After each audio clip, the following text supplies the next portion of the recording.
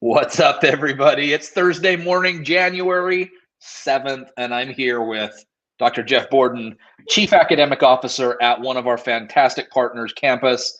We are so excited to have them. They're doing great things in the education space, and we're just excited to pick his brain and see some of the cool stuff that they're doing. So with that, as always, tell us who you are, where you're from, and Dr. Jeff Borden, take it over. It's all yours.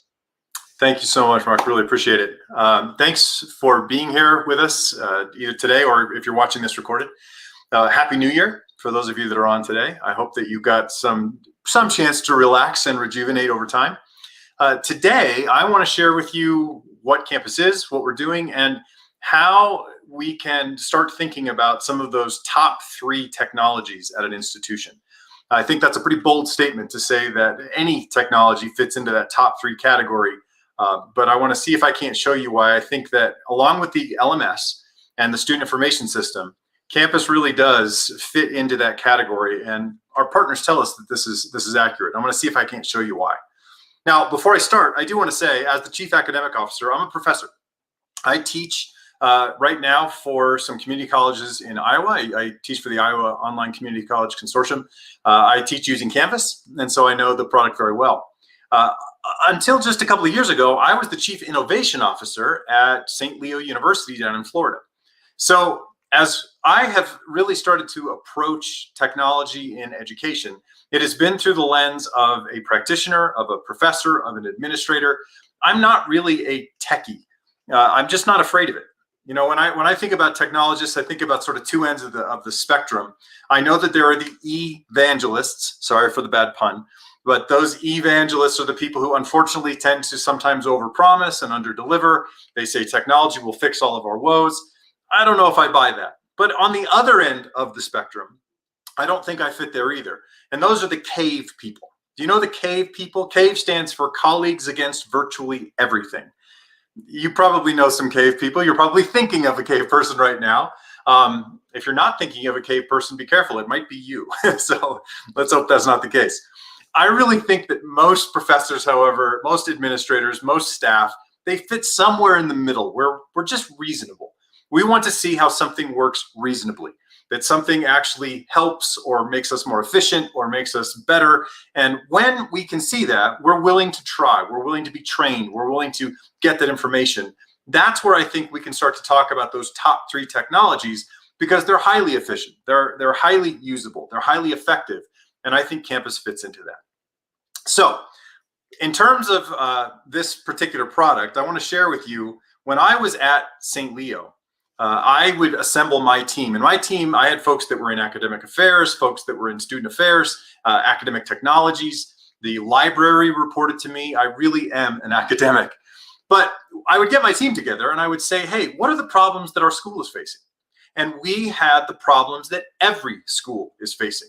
This may look like a list of buzzwords on the screen, but it really is a legitimate list that we came up with that said, here are some of the things that we would like to help the institution with. Now, I also happen to be a speaker. I give a lot of keynote addresses. I give a lot of workshops all around the world around how to transform education. I know a little bit about neuroscience, and I bring in some of those things into the professional development settings that I work with. I happen to be in Australia, and I saw this product back in 2014. It was in use at Australian universities. It hadn't made its way to the US yet. And I was so taken with it, I brought it back and I showed it to my people. And I said, look, guys, of all the solutions that we've identified, the strategies that we've identified for some of these problems, how many might this product help us with? And we agreed that we thought it would help us with a lot of those strategies. In fact, they gave us the ability to do some things we hadn't even considered. So as we started to think about that, we really started to address some of those problems that higher ed faces. Now, some of the other problems that higher ed faces that I don't probably have to belabor the point of, we are siloed. I was just talking yesterday, doing a demonstration of this product for one of the most prominent and I don't know, famous music schools in the country. And the opening statement by the administrator was, well, you know how siloed higher ed is. The last call that I had before I took my break in December, the administrator from a large consortium of schools up in the Northeast, she started by saying, well, you know, higher ed is so siloed. We know that. Unfortunately, we are about as siloed as any organizational system that exists, and it's not ideal. It's not optimal for anybody. It's not good for the staff. It's not good for the faculty. It's certainly not good for the students. And so that is a problem that we are having to overcome. Now, one of the reasons we have to overcome that is because students are not siloed people. We don't just deal with brains. We don't just deal with heads. We deal with people.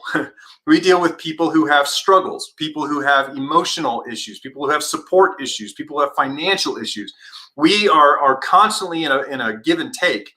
We know from research for a century that the whole person really is not just cognitive, but is supported by that satisfaction, that affective, do I feel like I'm liked? Do I feel supported? Do I feel respected?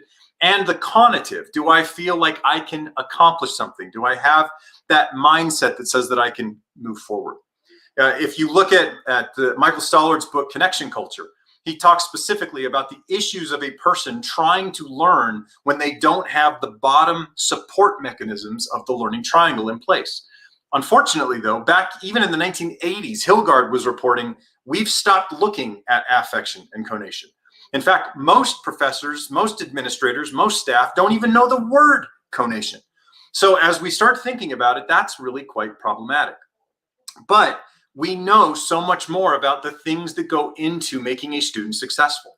We know that 7% of students leave higher education because they're lonely. Now, these are students, this was long before the pandemic. This has nothing to do with COVID. This just has to do with people feeling alone, even when they're in the midst of other people. We know that people feel unsupported. They feel unnetworked. They don't feel like they have friends. They don't feel like they're part of something bigger than they are. That's a problem. That equation is just not complete. We know when we look at it from a brain perspective, we know more about the brain than we've ever known before. If you look at oxytocin creation in the brain, that is the neurotransmitter that is created when people feel liked, when people feel supported, when they feel respected, and it leads to some tremendous learning behaviors. In fact, without it, people are not primed to learn. They walk into a classroom feeling alone, feeling ignored, feeling unrespected, feeling like they don't have friends. And there are some that would argue those people can't learn. It's not that they can overcome it and learn anyway. There are some people that when they feel that way, they literally cannot learn. So we know that there are all of these problems. At the same time, our students have been crying out for years saying, hey, I want technology to be important in my education because I've got to use it when I leave education. We've got students that are saying, I'm going to apply to certain colleges based on technology. The problem with this whole personalized concept is students aren't finding it. They don't get it. They don't get it when they go to school. They get it at their bank, they get it in healthcare, they get it almost everywhere else, but usually not in higher ed. And that's a problem. And then as I was starting to tackle all of this from my chief innovation position, I was really reading vehemently all the research out there, including the Apple technology studies of the classroom of tomorrow. And back in the early 2010s, there was an interesting set of their research papers that came out that talked about how technology usually does not transform an educational institution. And that's a problem, right? It really could. It could transform it. It could help us do things that we do well at scale, but it often doesn't happen.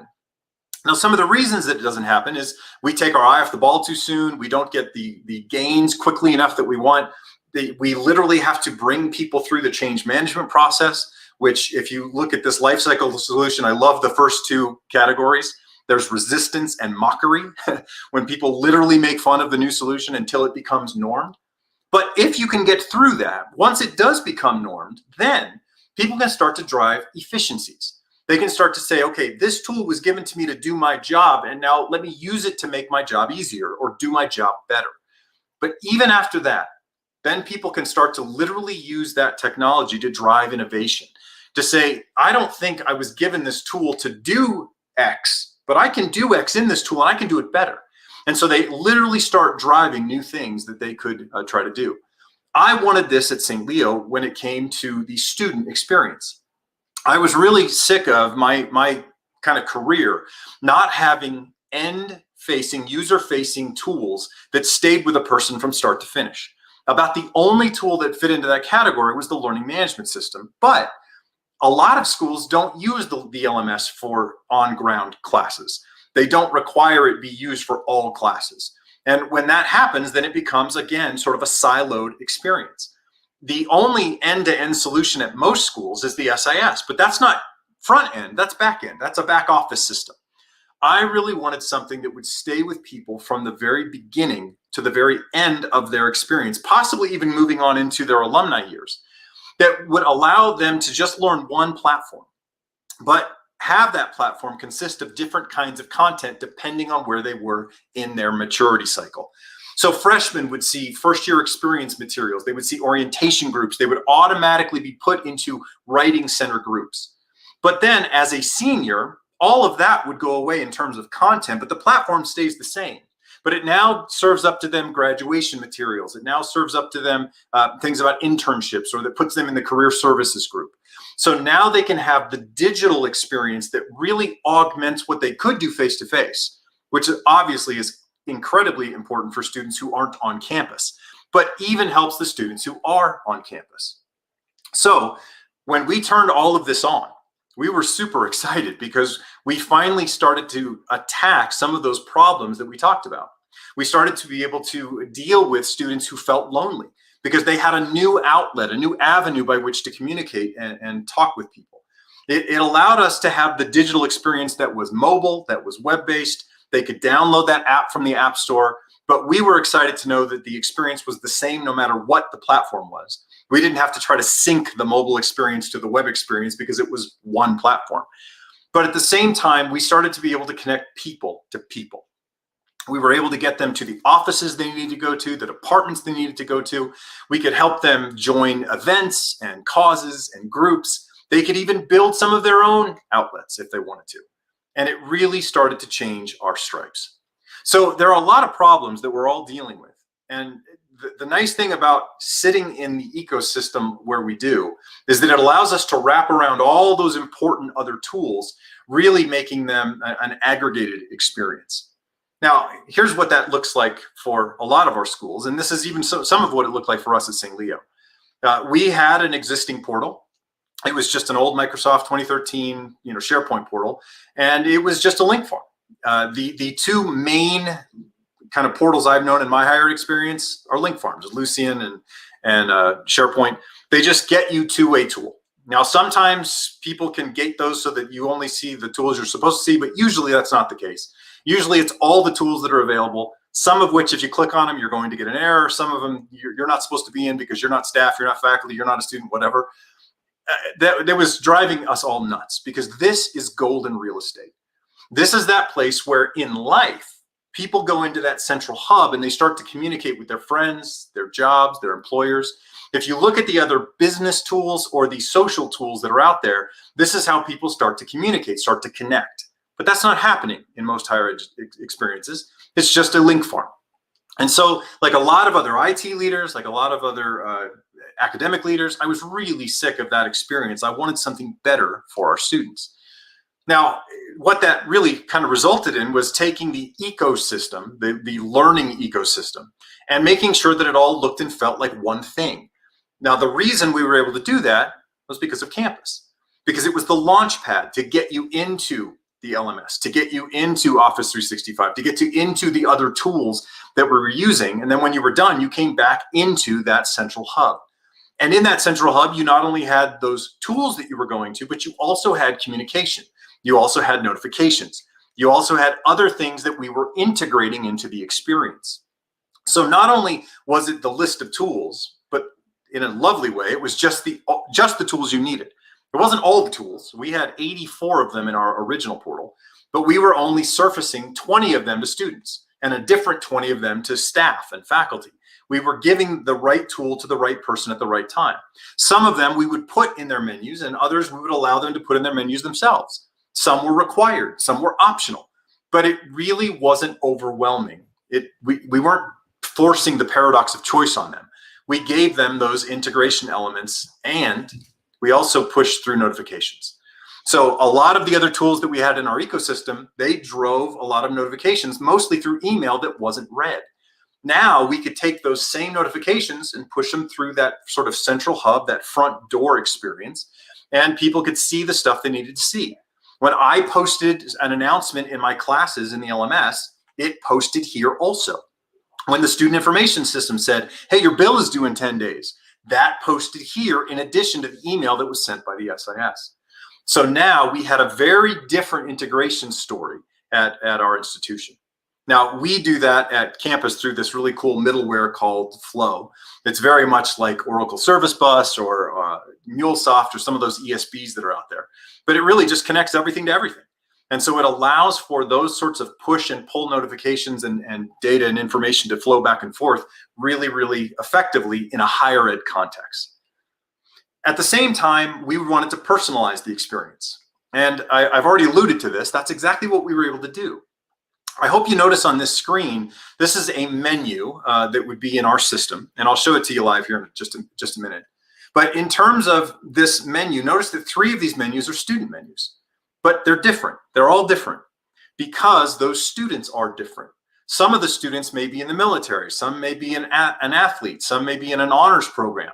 You can take those sub roles, not just student, but honors student or freshman student or whatever you capture. And you can make sure that that student sees certain things and doesn't see other things. By doing this, you're really able to customize the experience in a way that says, our expertise as an institution says you should be involved in these things. You should be in these groups. We're going to enroll you or suggest them. We're going to put these pages of content in front of you. And at the same time, we're going to give you these tools. But I, as an individual, can do the same thing. I can add my own favorites. I can add my own tools that I go to because they're platforms I use all the time. Or I can join my own groups, or again, start my own groups, like study groups. You know, if you look at the study that was done by Richard Light out of Harvard, when they looked at all those schools up and down the Northeast seaboard, the number one factor for success was joining a group. That Harvard students being required to join a study group on day one is one of the major reasons they are so successful as students as they move through. This system allowed us to say, hey, students, you want to join a study group? You want to build a study group? You want to create one? Here's your chance. At the same time, though, students can add stuff to their own menu. In addition to groups, they can also add pages that they visit a lot, tools they visit a lot. It's really, really quite powerful. One of the biggest problems that we had when I was the Chief Innovation Officer was students finding their work study time card sheet. It was just a website and they seemed to struggle to get to it. Well, now we could put it in here and they could simply favorite it. So when they came in on Friday, they could fill out their time card, get paid, and move on. So integrations, personalization are really some of the ways to try to deal with some of those problems. I've already alluded to the power and the importance of community. You know, at most institutions, we tell students what to like, what to be a part of. We say, you know, connect with your major, connect with your professors, connect with your classes. Well, we know from research for decades that that just doesn't hold water for most people. 2/3 of students don't want to connect to their major, their professor, or their classes. They're interested in other things. And when we can give them other things that are still institutionally based to connect to, well, now they're much more interested in being successful academically. So yes, they can still have conversations about academics. They can do that in the LMS, which is primarily where that usually takes place, but they could do it out in our platform a little bit. But the conversations that are not academic, those really are an excellent thing to take place in this system. They can have conversations about things like athletics or sports or clubs or events or causes or speakers on campus. But even staff and faculty have the same capability. There are some times that staff say, you know what, I just have a question about benefits or payroll, and I want to get it answered just in time. But there are other times that the faculty may say, I want to build a group and talk about classroom management or talk about neuroscience or whatever it might be, and they can do that. They can go deep and they can go broad as they start to talk. I really think that it was powerful for us in working with Civitas Learning at the time, which was sort of our student success or data engine, that the chief learning officer, who has now gone back to Western Governors, I believe Mark's at Western Governors, he used to say the connected student is the persisting student. And I think that's not just true of students, it's true of staff and faculty being satisfied. It's really about connection. And connection is something that we really struggle to do at scale at most institutions. One of the ways that we tried to promote that was through new ways of communicating. I've already alluded to this, and I don't think it's a huge secret. Most people in higher ed are not fans of email, especially students. They don't read emails as often as we would like them to. And unfortunately, we probably are partially to blame for that because we send a lot of emails to students, a barrage of emails, which is unfortunate. We didn't have to do that anymore when we turned the system on. Now, in fairness, we did send emails as the message of record. But now we were able to take some of those groups I talked about earlier, to send something just to honor students, just to military students, just to freshmen, just to people at one center or at one satellite campus. We could really pick and choose those notices and alerts and notifications and send it out to people to say, hey, you just got an email. Here's why it matters. You should pay attention to it. Now, that was particularly helpful in 2017 when we had 3 hurricanes really hurt our ecosystem. One of those hurricanes came directly over Tampa, over the main campus there in Florida, but all 3 impacted our schools that were all around the Gulf. This finally gave us the ability to give our students an environment where they said, okay, how do I get communicated with? When are things opening? We could push notifications through their apps. We could send those targeted notices that say, okay, you're at this campus. Here's why you need to pay attention. But it's not just the big overarching stuff. It's also the day-to-day stuff. You know, those groups that I was talking about, they're not necessarily associated with classes. The students have classes and they're having discussions in their classes. This is all the stuff outside of that, where they could be in a group for career services or the writing center or the library, but they could also be in a group for disc golf or a movie club or whatever else that they like to do. We could take all of those different groupings and we could say, hey, I want to take the announcement that I have and pin it at the top of a post, like most social media uses today. You know, most of the social media, if you go into it, they can take those important things and just sort of pin them at the top so you see them when you want to see them. We could push those out through the notification bell that says, hey, there's something important going on. Don't forget to pay your bill. Don't forget you've got this announcement in your class, whatever. We could also then push it through the app so that they could see it and they could click on it and go right into another app where they could go back into this app itself. We actually tested it at St. Leo. We sent out an email to all faculty, staff, and students right before we turned all this on. It required a response. We needed some information back from people. And only 19% of people responded to that email. About 4 months later, after we turned these tools on, we tried it again. We sent the email, but now we sent some of those targeted notices that said to people, hey, here's what's going on. You should pay attention to this. And suddenly 67% of people responded with the information we needed. That's huge because that's not just the overall communication for the institution. That's the individual groups and group owners being able to now be assured that people are getting the message. So every department that we gave a group to, they could be sure that their majors or their minors or their students were seeing that stuff.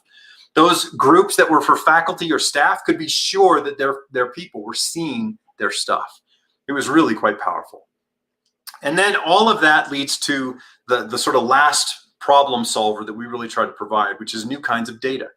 I've been involved in student success efforts my entire career, and it's all about data, right? You've got to ask the right questions. You got to take the data in and do something with it if it's meaningful and try to get rid of the data that's not. But most data in higher ed is academic only. We look at grades, we look at scores. You know, most of those systems, Starfish and Civitas and EAB, they all sit on top of the LMS usually. And they look at how you did against the cohort, against the average. They support it with past information, demographic information, like where you went to high school or what your GPA was. And then they spit out a prediction. You will or won't graduate, you will or won't enroll next semester, whatever question you're asking. We were finally able to start getting different kinds of information into that algorithm. We could look at affective information. We could look at students who were joining things, who were favoriting things, who were posting, who were liking, who were going to events. We could see when they clicked in to look at their financial aid package in the self-service module of the SIS. We could look to see when they clicked through and went into the LMS. We had a footprint that was, first of all, much larger, but also was for students who didn't even make it into the LMS yet to leave that footprint. We had a different footprint for them. and we could start doing stuff with that information. We literally were able to start getting in front of students 2.2 weeks earlier than we could just by looking at grade data alone. We were getting in front of students essentially before their grades dropped. And for those of you that do student success, you know, once the students' grades drop, that's it. They're ready to go. This is why I'm convinced Civitas said to us, wow, you guys have the most robust risk and success profile that we've ever seen. So those 5 things, integrations, personalization, community communication, and data, are really some of the things we try to do to help deal with those problems that I talked about at the start. There are obviously a lot of problems in higher ed. And this system, I hope you're starting to see why it might actually be considered a top 3 educational system at those schools. That's plenty of PowerPoints. Let me show it to you at work. I'm going to get over here and actually get into the system. I just want you to see what it looks like, because it should look familiar. It should look kind of comfortable to you. And it does to students as well. My team, I had faculty development, was one of the departments that rolled up to me. We created hours of training modules for this, and we put them out on YouTube so anybody could watch them anytime we wanted. And at the end of the day, I think we had 38 total viewing minutes of that stuff. Why? Because the system's hyper intuitive. It just makes sense. When you come in, you see activity. You see the stuff that is relevant to you. Not all activity, just activity based on groups that you're in, based on tools that you have access to, based on your context. That's what you see here.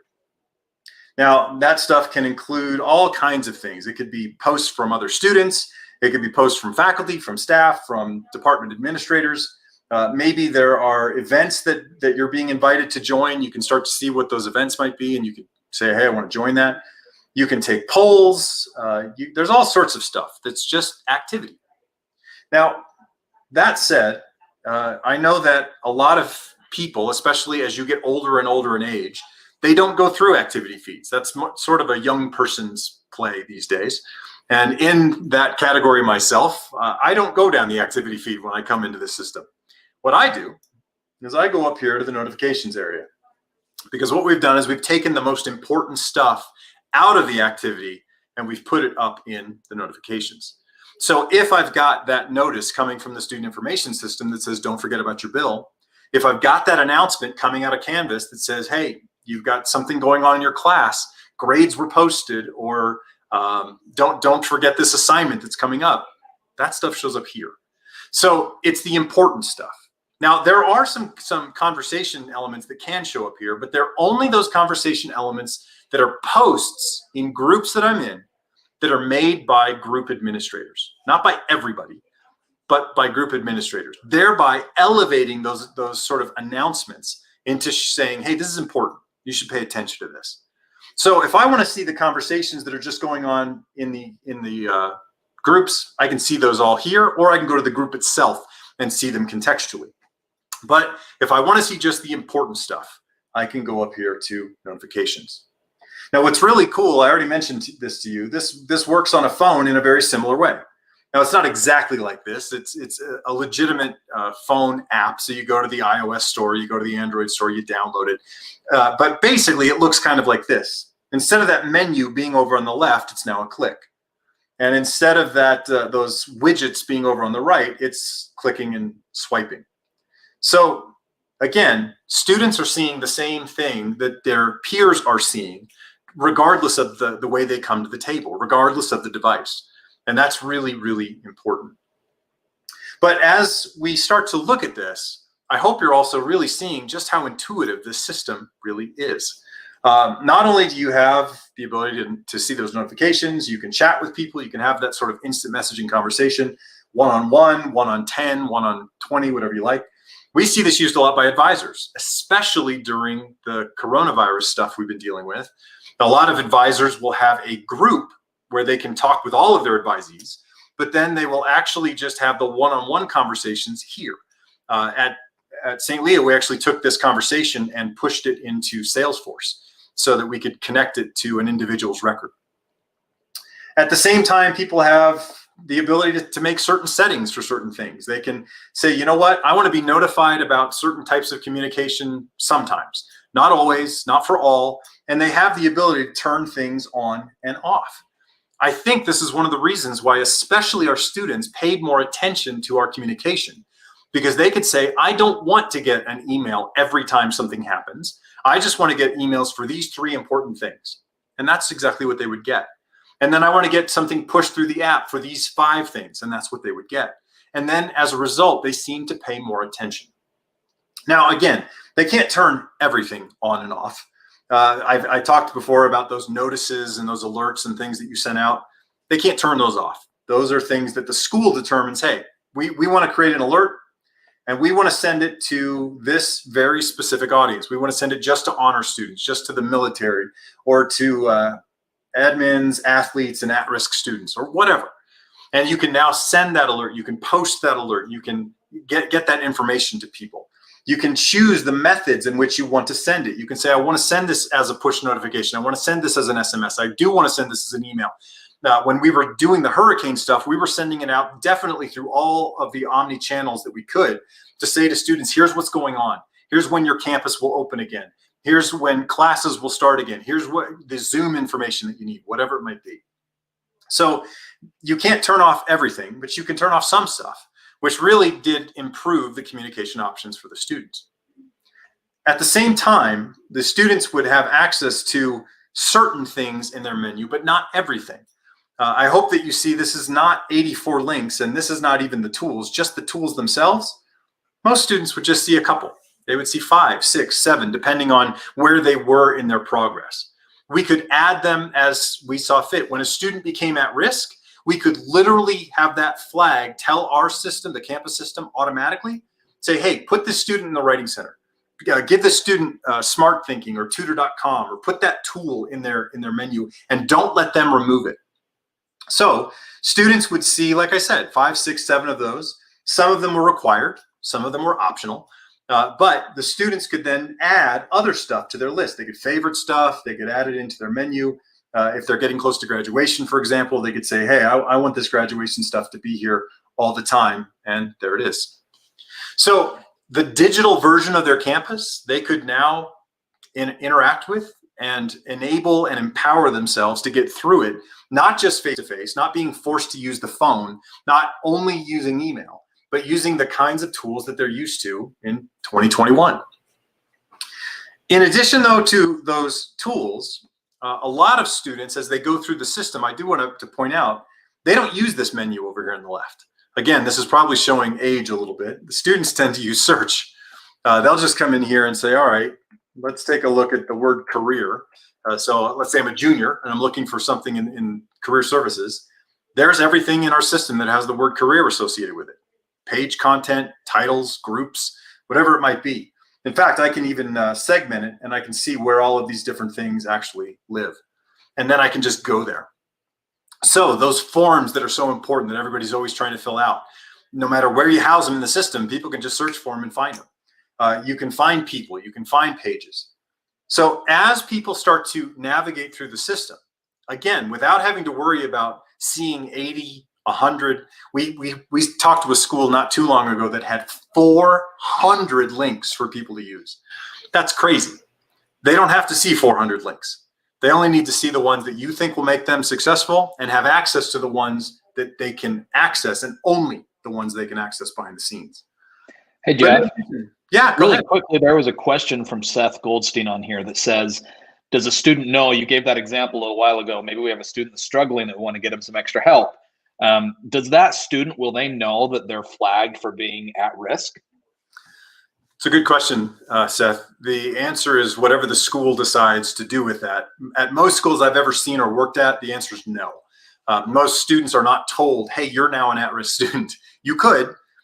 There's a bit of there's some demotivational psychology that kind of goes along with that. I think we learned that back in the early 2000s, that when you start telling a student, hey, you're at risk, hey, you're in trouble, that tends to become a self-fulfilling prophecy, and so they tend to leave. So our system just captures the roles from the school. If the school chooses to tell somebody, then they're told. But the school does not have to tell a student, hey, you're now at risk. They can just enact or enable some of the mechanisms so that the student has them. And our system is one of those mechanisms that can be enabled. Thank you. Hope that makes sense. Yeah. So in addition to the stuff that I've already shown you, let me just focus for the last part of our talk here on some of these pages and groups. I'm going to jump down to the pages themselves, because the pages really are just static content. Most portals, or most of those sort of central hub experiences, have content that is permanent, or things that should last for 3 months, 6 months, a year, whatever it might be. This is no different. But as I've already alluded to, you don't have to put certain pages as available or in the menu of certain people. So for example, I'm here in the employees section of pages. These are pages students probably wouldn't see. The students probably don't need to see the payroll dates for the year. Now, maybe they do. Maybe you've got student workers and you want them to see it. That's fine. You can do that. But what's really nice here is, again, based on other portals that I've been involved with in my career, most portals, if I want to make a change to a page that I have some purview over, when I was the coordinator of public speaking at Metro State, I would have a page of content out on the website that I had no ability to change.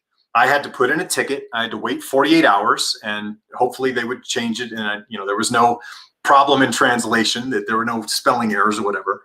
Now, in this system, you can give anyone you want edit rights. Anyone. You can give it to a person. You can give it to 10 people. You can give it to a department. You can give it to 3 departments. Give it to whoever you want. So now, if I own this page, if I'm one of the editors of this page, I can simply come in and edit the page. And I've got a WYSIWYG editor. So I can do the little what you see is what you get thing here. And I can say, you know what, this shouldn't be italicized. I just want to keep it bold. Then I can come down and save my changes, and it's fixed. Now, I can do all sorts of things with these pages. These pages can be shown externally. You can send the internal pages. This is almost like an intranet, really. We used it as an intranet. And you can show them externally on external web pages. But you can also do the opposite of that. So if I come down here and look at online learning, this page that you're seeing here is built on the website, and it's just being shown inside of this portal, this internal page. So this is from one of our partners, Cornerstone University. This is a page that is on their public website right now. You could go find it, but I'm showing it to students in here so they don't have to leave this environment. Similarly, you could show people stuff like surveys. You could say, here's a Qualtrics survey, or a SurveyMonkey survey, or a Poll Everywhere survey. You could put it right in the frame of our system. This doesn't live in our system. It lives in Qualtrics. But I could come in here and take it. And after I take it, then I submit it, and it goes back to Qualtrics. So there's all kinds of things you can do with pages. You can say, hey, we've got the newsletter coming from the president or the provost, and we want to make sure that it's in everybody's menu on Monday morning, or just in staff and faculty's menu on Thursday. You can do that.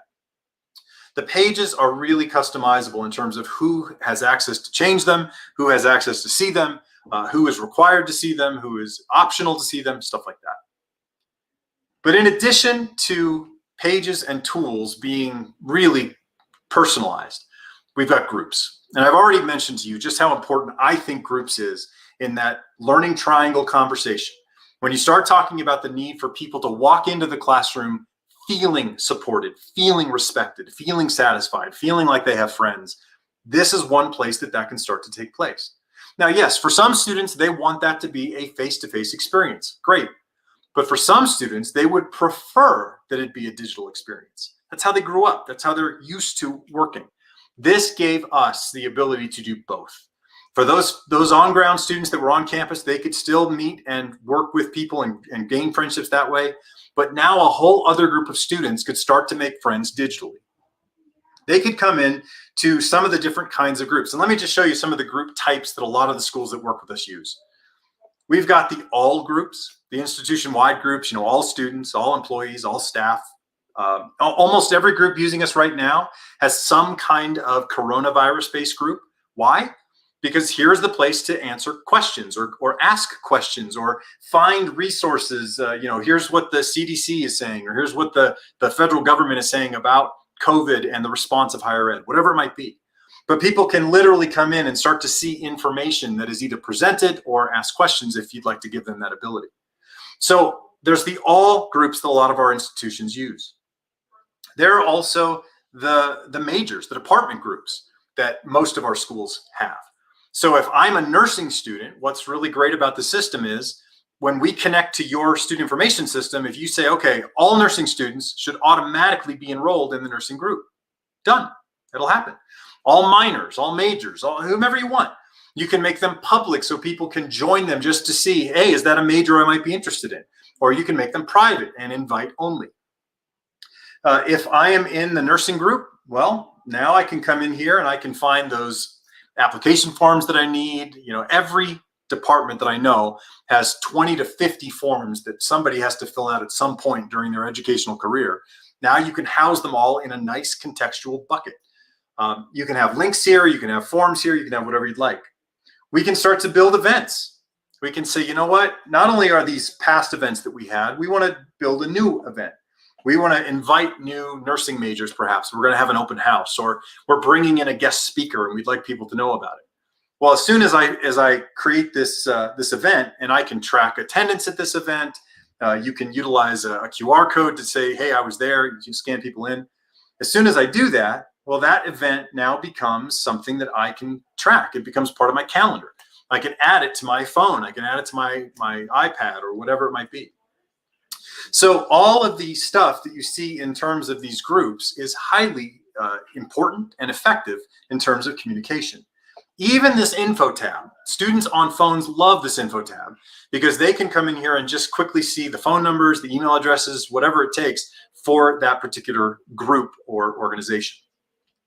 Now, I've mentioned some formal groups. A lot of our institutions also do this for informal groups. I was the disc golf sponsor when I was at St. Leo. I play disc golf. And so we had a disc golf team. Well, they wanted to create a disc golf group. Students can do that. You can give them the ability. You can also take it away, but you can give them the ability to create groups. And so the disc golf team created a disc golf group that they managed. I was an administrator in this group, but I didn't handle it. They handled it. And so students could come in here and they could talk about disc golf. You could do this for book clubs. You could do this for library. You could do this for whatever you wanted. In fact, because of the private and public nature of these groups, we were able to create groups like a faculty senate group that was available only to faculty senators. In fact, you couldn't even search for this group and find it unless you were a faculty senator. But then we had faculty research groups that all faculty could find. They could join it, and then they could perform research. So there's all kinds of really powerful tools here, but I want to end the groups conversation with three tools that are really impactful.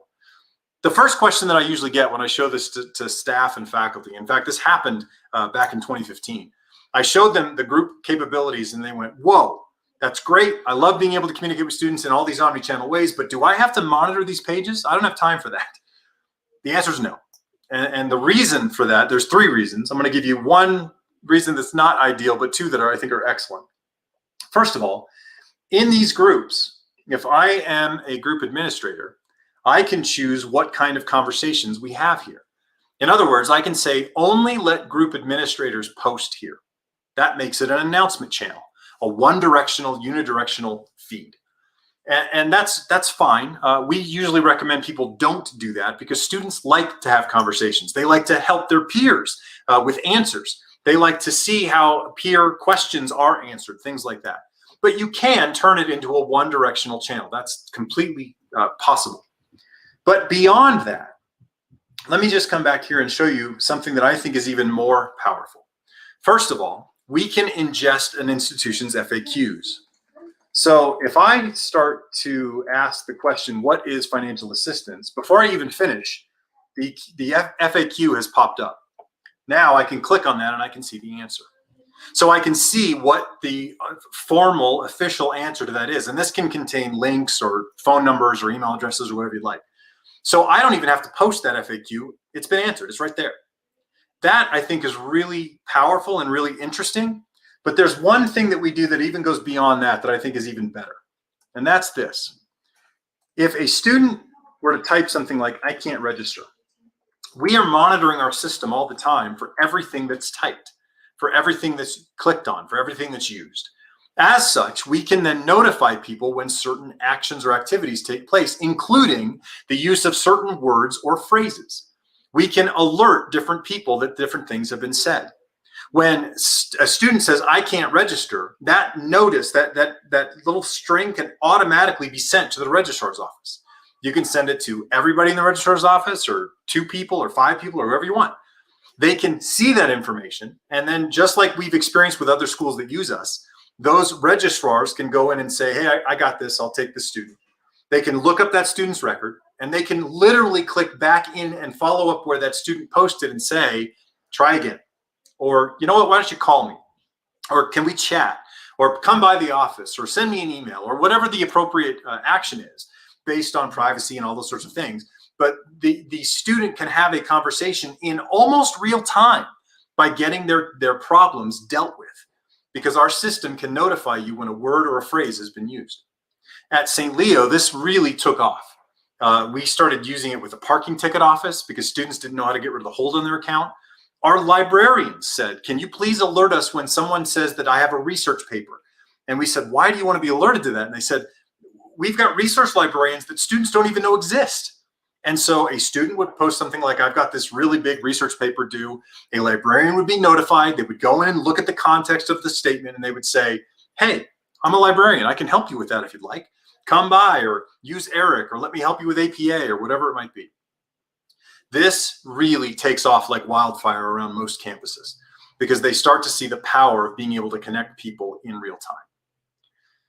So those things in the menu, the tools, the pages, the groups, they're really, really powerful. The only other thing I really didn't talk about much were these widgets over on the right. And the widgets are one of the ways that people sort of customize this look and feel for themselves. Now, you can absolutely customize the look and feel of the skinning, the branding, stuff like that. You know, if I can show you what we looked like at St. Leo when we created this. There's our green and gold and our lions. We've got other schools that use this that have all sorts of color schemes. But in addition to the color schemes, a lot of schools choose to add their own widgets, or they choose from some of the widgets that we have that are sort of out of the box. They can just use those. So this dining widget, for example, one of our partners built just to say to students on campus, hey, here's what's being served in the chow hall. Here's a Twitter widget, a balances widget, different things like that, an academic profile. The favorite widget at St. Leo was the calendar widget, because for whatever reason, we had 7 master calendars. I don't even know how that's possible, but we had 7 master calendars. The athletics calendar, the dining calendar, the student affairs calendar, the academic affairs calendar. Well, now students could come in and they could toggle on and off the calendars they did or didn't want to see, or we could toggle on or off things. So for example, online students didn't need the dining calendar. We could take that out of their menu. So it really becomes a very practical place where you can get your email, where you can click in and go immediately and directly to your Canvas course. Just go straight into the course, whatever you want. This is, I hope you see, a connection tool like none other. As I mentioned at the beginning, higher ed's got a lot of problems. We have disconnected students, we have disconnected staff, we have disconnected faculty, and the experience in higher ed should not only be about what takes place in the classroom. It's much more than that. If we only focus on that, we've really missed out on a huge part of the equation. We need to focus on the whole student. And quite honestly, I think we should always focus on the whole person, whether that's a staff member, a faculty member, an administrator, or a student. This system really set us up to be able to look at the entirety of the experience. That's why my team decided to turn it on when I was at St. Leo. And that's why I hope you can see I was excited enough to join this group in 2018 and come on and start sharing it with others. I still teach, I still consult, I still work on professional development, I still do all those sorts of things. But we're also trying to help people when it comes to affection, conation, satisfaction, connection, because connection matters. I don't know if there's any other questions. If there are, I'd love to take them. Jeff, fantastic presentation. So a couple of things to bring up here. One, it seems like what you guys have created at campus is essentially a one-stop shop for all education-related resources for your students. Is that a fair description of what it's become? And I would even argue it goes beyond that. So, we opened this up for alumni, for prospects. Wow. You can cluster people in ways that are unique, but you can also then provide them with answers or materials or support items that they need, depending on other things they're trying to do. And academic is absolutely one of them, but there's also the non-academic stuff too. Very cool. So the look and feel is obviously very familiar, especially for the world that we're living in today. My big concern that I want to hear your thoughts on is always giving students or teachers another platform or another tool that they've got to jump into. So talk about adoption. You've obviously got a whole bunch of big customers. Talk about St. Leo's. I saw Rutgers on there. How are students gravitating towards this or pulling away? Yeah. So first of all, in terms of adoption, we've got people who work at campus that were at schools. We have three of our chief technology officer, the person who's in charge of partner success, and myself. We all were and even still are teaching at schools. We know what it's like for a vendor to walk in the door, give you the software and say good luck and walk away. We don't do that. So we work with our partners diligently. We have regular meetings, not just during implementation. And during implementation, we meet a lot. But after implementation, we still meet with most of our partners once a week, once every other week, something like that, and just talk about change management and adoption and uptick in usage and how we can help get some of those things to happen. What we saw at the institution where I implemented this was we went from an old portal that saw less than 50% of our students, faculty, and staff going there once per week. In fact, the other 50% didn't go there once per year. We had students, faculty, and staff now coming into this system upwards of 95% of the time once per week. And I think it's because it's so practical. They were finding tools, they were finding connection, they were finding people, they were finding all the stuff that they needed in one spot. It was really powerful. That's awesome. Talk a little bit more, if you can, Jeff, about how Canvas works within this. You've obviously used it as a teacher. To talk us through how Canvas can play a role in this experience. Yeah. One of the lovely things about Canvas is the API layer, the connections that go back and forth between Canvas and other tools. And so we rely heavily, we love APIs. There's obviously other ways to do it, but that's one of our favorites. So what's great is the conversation that's taking place in Canvas, we can send you directly to that conversation and you can be alerted to it in our system. We can push you into Canvas, into the right context within Canvas. We can show you your grades that are going on in the LMS right now. We can show you the announcements that are coming out of the LMS right now, and we can get you back into the conversation. One of the things that we noticed at St. Leo was a lot of students struggle to sort of get motivated to go into their classes. This tool allowed them another way to come in to check stuff. They would check, like I said, financial aid or just the conversation that's taking place in a club they're in or in a group they're in. And when they were there, they would notice over on the right was this little widget that said, hey, something's going on in your class. Why don't you go there now? And we had a lot more student activity in the LMS after we turned this on than we had when the LMS was just a standalone. So it really, I think, is very complementary. It really helps with, building not just a learning community that's classroom based, but building community that is everything based. Does that make sense? Yeah, that's fantastic. Sorry, my mute button was not liking me. One other question that Seth has asked: how long does this take to implement? Oh, that's a really good question.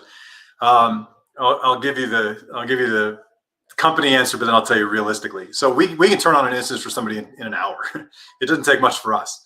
The hard part is the change management. And again, this is where we try to work with you both from our past experience. We try to collect some of the most effective practices from our partners. We recommend that people purposefully, intentionally take somewhere between 8 and 12 weeks to turn this all on. They've probably got to do some switching over from an old portal to a new one, or if they don't have a portal, they've got to just sort of get the word out and tell people what's going to happen with it, how it's going to be used, what are the rules of engagement, those sorts of things. They usually want to make some decisions about what constitutes a formal group versus an informal group. Is there a request process to create a formal group or not? So every school does it differently, and they sort of create their own context. But we recommend like I said, 8 to 12 weeks to get up and running. We can turn it on much faster than that. One of our best success stories was Cornerstone University, who had suggested they wanted to do a semester-long rollout. And we were happy to do that. And then after they saw how easy it was to turn this stuff on and how they needed it before the fall semester, they said, you know what, let's just turn this into a 4-week plan. And we turned it on. So it's really more a person issue than it is a technology issue. That's awesome. Yeah. Huge shout out to our partners over at campus. They are doing fantastic things. Big shout out to Dr. Jeff Borden. So thankful he could join us today. Remember, these things are available forever. So you want to go watch this again. I especially love the stuff at the very beginning of this presentation where he talked about oxytocin and all these things, how a student's brain is really working, how a teacher's brain is really working. Really insightful stuff. So thanks again, Dr. Jeff, as I may call you. We will be back again shortly, everybody, with another live stream. Thanks again to our campus partners. Visit campus.app for any questions. Give us that email address again, Jeff. Demo@campus, is that what it was? Demo@campus.app. If there's any questions, feel free to reach out to them then. And again, big thanks to them. Thanks, Jeff, for joining. Thanks, Mark.